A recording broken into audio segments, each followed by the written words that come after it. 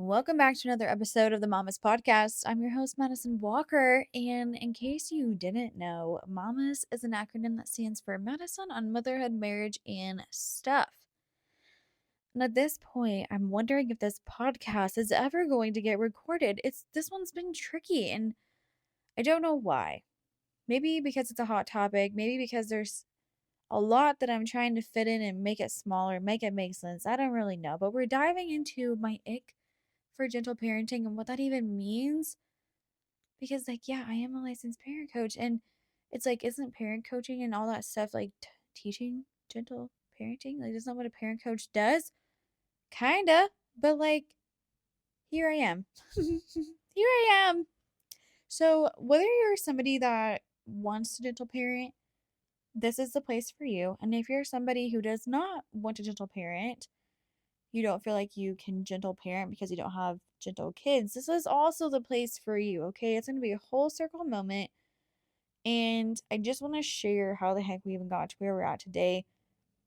And it's important to me because of how much it changed our family for the better. And I did not plan it, I had no desire to do any of this. It was just crazy on how it happened. But it's helped us so much that I feel so passionate and strongly that it could help somebody else. So, if I had to tell you who I want to work with and help and my target audience, right? It would 100% be parents who have an ick for gentle parenting because I relate to that so much. So, here's the story. I was spanked as a kid. My parents spanked me. My husband was spanked as a kid. And so when we had our conversation of how we're going to parent our kids, spanking came up. The answer was simple yes. In addition to that, my husband and bio mom to my stepson, same kind of thing, same kind of conversation, same agreements. Bonus son was going to be spanked. Now, saying that and talking about it, way different than actually having to navigate it, especially if you're a bonus parent. Oh my goodness, that's a whole different thing. And there's boundaries, there's strong feelings, there's preferences, there's all of that jazz, and it's so valid, okay? And everyone's situation looks different. And I'm sure every single situation is hard to navigate. Now, with all this being said, I had a friend today who was also a stepmom and a stepmom and a bio mom. It's like 10 o'clock at night, and I'm so tired if you can't tell. She's a bio mom and a stepmom. And she said this so well today, just stating that it can often feel like you don't even know how to function in your own home. And that is so shitty, but it's also so valid. And it can be so hard to navigate. And this is where learning what I'm about to share with you and continuing to share with you throughout these next episodes is important. Why I think it's so important because of how it helped me find my place in being a step parent and being so confident in that and navigating actually parenting when I need to in a way that I feel so good about. And I know it's changing and helping and all the good things while also being in line and being behind my boundaries and on my place. You know what I mean?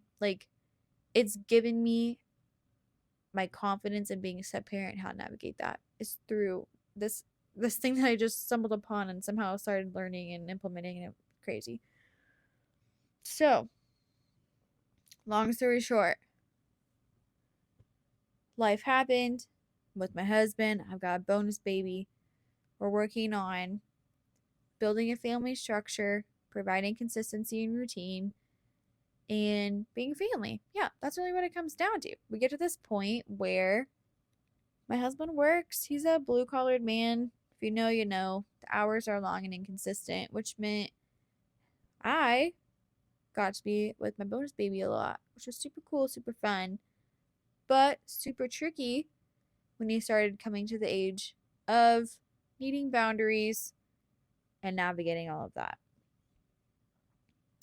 To make this long story short, came to this point in my life where I didn't know what to do with my life anymore. Like, what was my goals and ambitions? Stumbled across Parent Coach, pretty much what I was doing for my day job. I just wanted to start doing it more on my own, helping families and parents that actually wanted to learn and implement things. And I felt like I needed just more, I needed something under my belt to make me feel more qualified. So I started going through a course to become certified, right?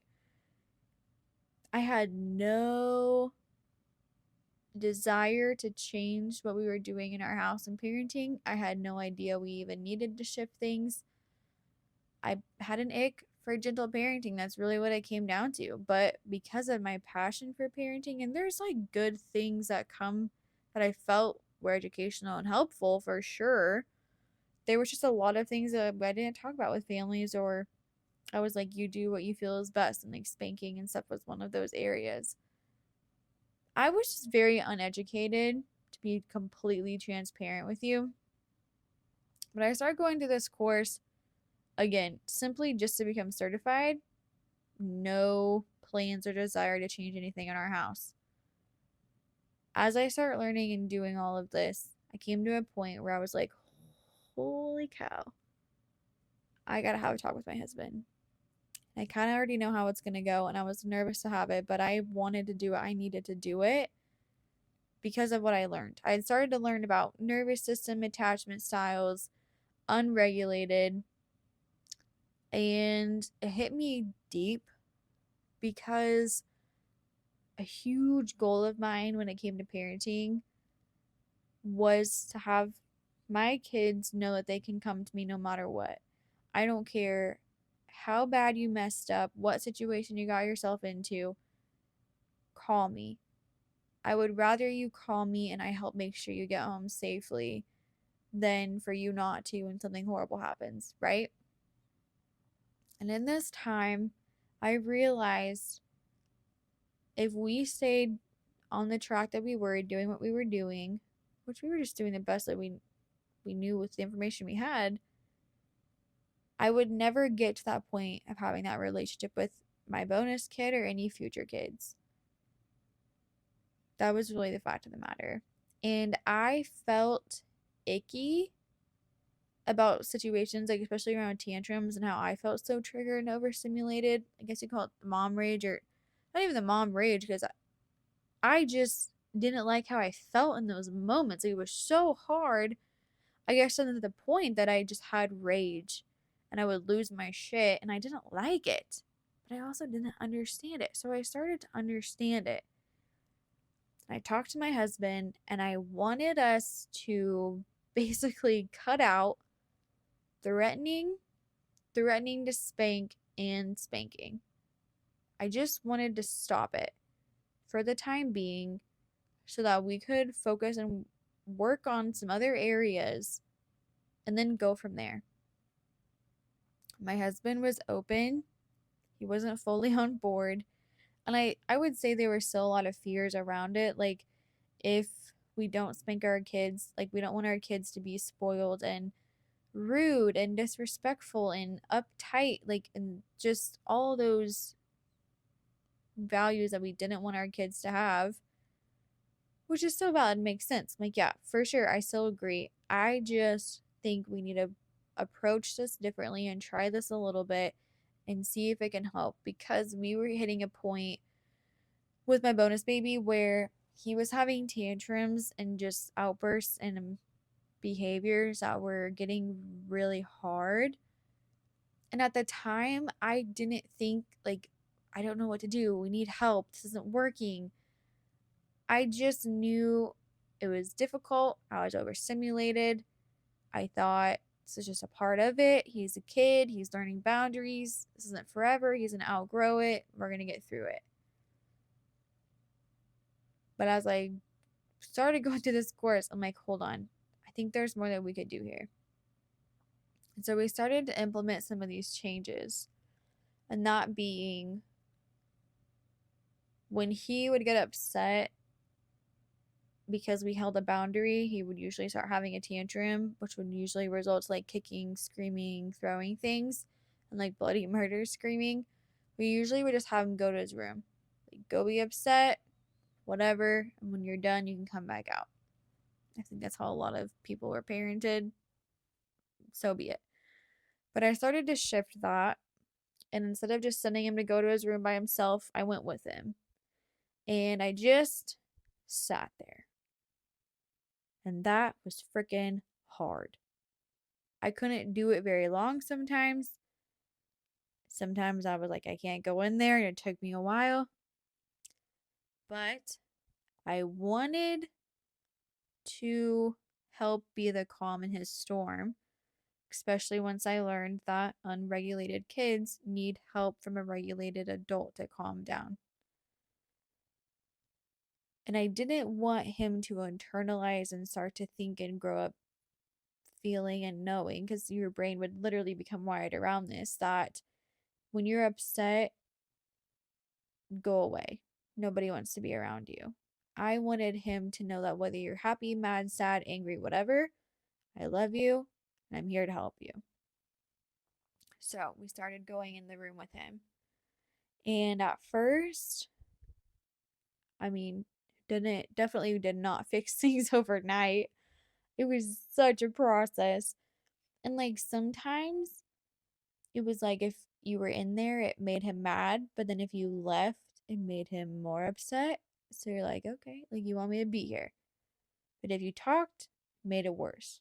But then other times, if you were just quiet and like just like sometimes I just had to sit there and focus on something to like keep myself calm because it was very triggering and overwhelming for me. But if I wasn't like looking at him and like making eye contact and interacting, it pissed him off. So it was just very interesting to like watch and to be a part of. Very big learning curves for all of us. Also, you could not like touch him or try to hug him to help him calm down. That made it worse.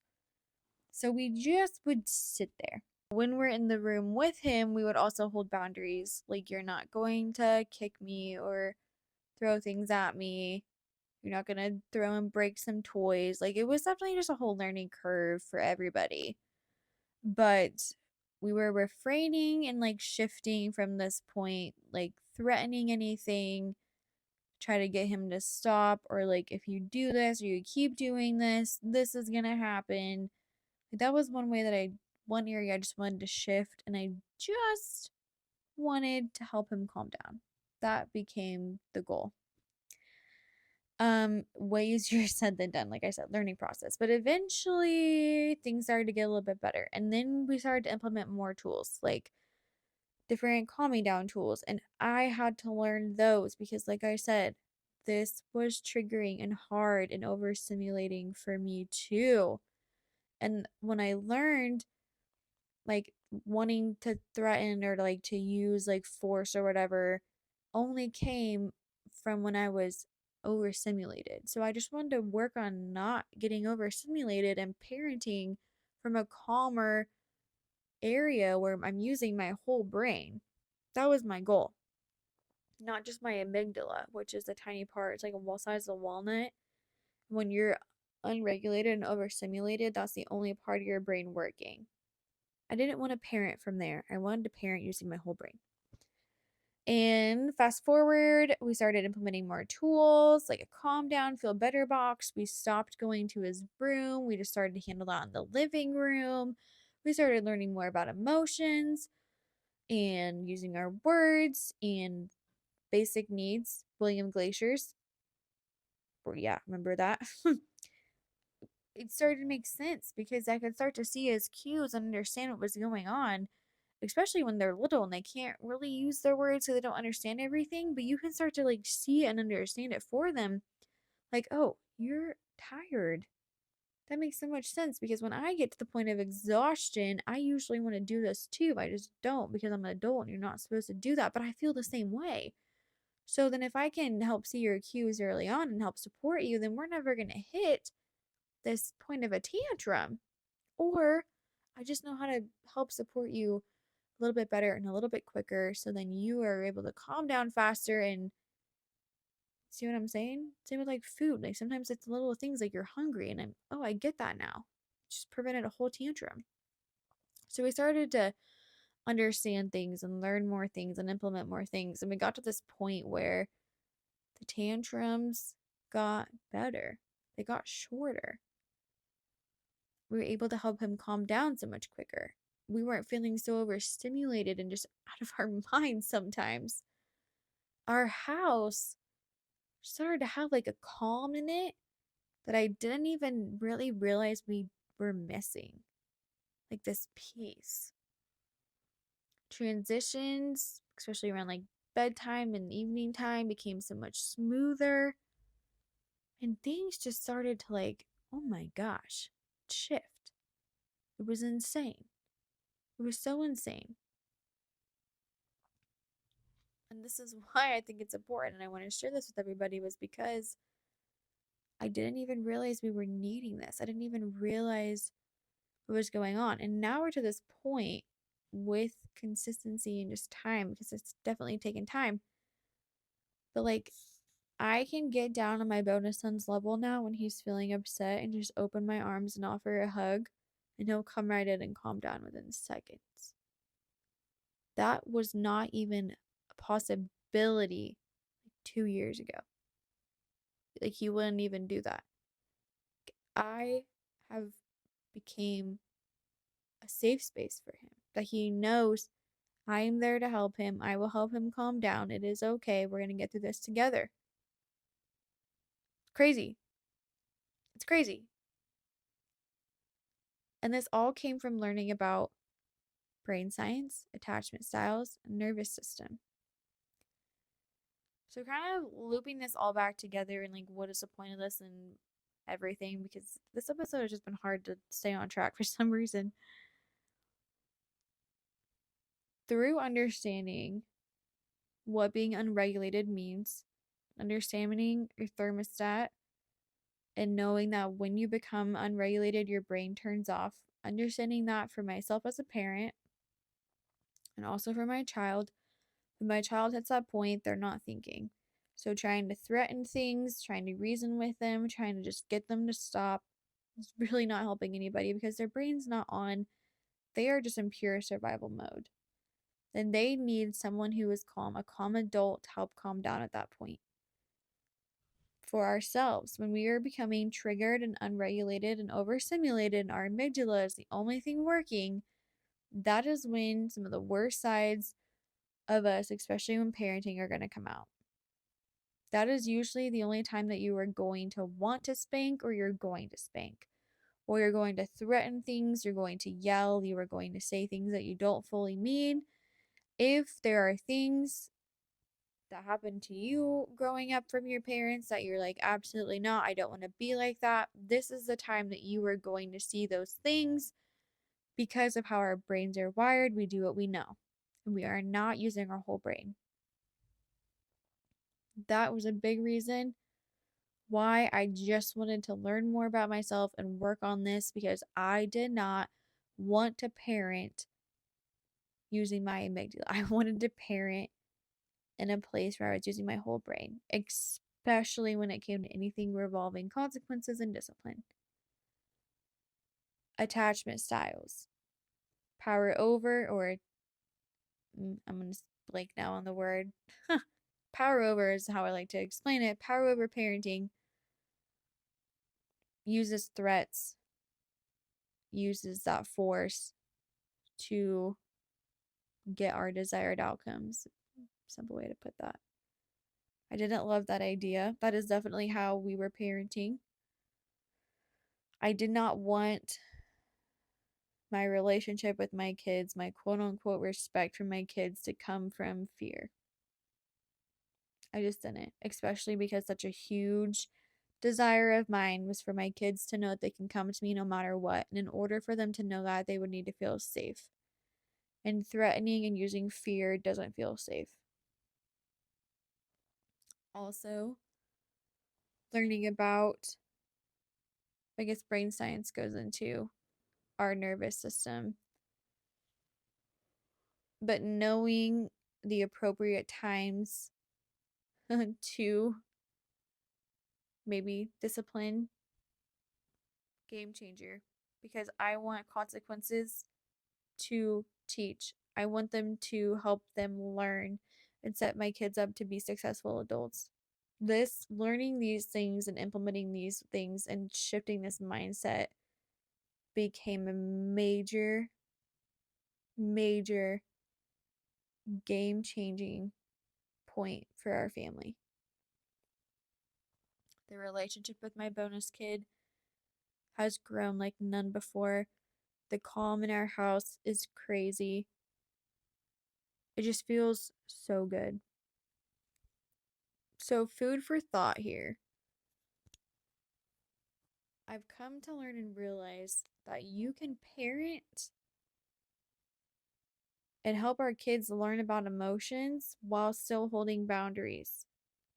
I didn't know that you could really do that, honestly. And I also didn't really understand the benefit or the point of teaching our kids about emotions. I want you to think about what you do when you get upset, when you're angry. Do you shut down? Do you go to your room? Like, do you go away from everybody? Can you talk about it? Or do you just yell? Do you just have an outburst? How about your husband? How about your spouse? What do they do? Can you guys talk about your frustration and your anger? I feel like a lot of women, especially, are like, my husband doesn't talk to me. He doesn't talk to me about his emotions. He doesn't know how to. He just shuts down. I don't know what's going on. What about being sad? Same kind of thing. Can you talk about it? Do you feel like you can be around people? Or do you want to be alone? Do you feel like you have to leave and not be around anybody? All of this comes from how we were raised and taught about emotions and how to cope with them. And truth be told, so many of us were not taught how to cope and how to handle them or talk about them. In fact of the matter, you're going to feel anger, you're going to feel sadness. Like, these emotions are a part of everyday life, and it's our job as parents to teach our kids to understand them and then how to cope with and handle them in healthy ways. We are not born knowing our 1, 2, 3s, ABCs. We are not born knowing emotions and understanding them. We're not. And if we can start when our kids are little to help them understand, give them healthy ways to cope, we are going to be setting them up to be such successful, well rounded adults. It's going to be crazy. Who can talk about their emotions and handle them in healthy ways. Have hard conversations in a healthy way. Did you know it's like good to have conflict in front of your kids? But I'm not talking about like the yelling and the cursing and criticizing, not like that. A healthy nonviolent conversation, healthy nonviolent communication. Because conflict is a normal, natural part of life and it's going to happen. So if we can show and model our kids how to do that in a healthy way, my goodness. I can't even hardly imagine what the world would be like if we all had the knowledge and the mindset and just the tools to have healthy conversations, hard conversations. I don't think I would ever sit here and say you should never spank your kid, because I've been there where I strongly believed kids need to be spanked in order to be respectful, great little human beings. They need some discipline, they need some structure. And to be completely transparent with you, it's not something that's completely off the plate in our house. My husband still has some ideas and thoughts and opinions, and I don't totally disagree with them. My best advice, if that's some like a value or something that you want to do in your family, do it when you are regulated. I don't think any kind of disciplining should happen when you're unregulated. So if you understand regulation and being unregulated and you know how to calm yourself down and you were using your whole brain and you're to that point where like this is going to be the consequence, use your whole brain to make that decision. But I really want to encourage anyone and everyone watching this, start to learn about your nervous system, start to learn about attachment styles, start to learn about co-regulation, how to help your kids calm down, your window of tolerance. Start learning about yourself. You're going to be amazed on how much peace and like healing you do for yourself that you might not even know like needed healing. And that was me. I was like, holy cow. I had no idea. This was amazing. This is so cool. And yes, you can do that right here on this podcast. Because we're just getting started. We're just getting started. So if you were to ask me today if I still have an ick for gentle parenting, my answer would be yes, because that's how my brain is wired. I like to call what I do and what I know conscious parenting. Because I want to encourage and help teach people how to be fully aware of their own body and mindset when it comes to parenting, and to be using our whole brain while we parent. Conscious parenting. That is what I do, that is what I love, and that's what I think everyone should know. And once you've done the education, like you understand it and you've educated yourself, at that point, you're an adult. It's your house, it's your family values, it's your choice. I'm not going to sit here and tell you yes or no, right or wrong. I'm just going to encourage you to educate yourself. So until next episode, aim straight, shoot straight.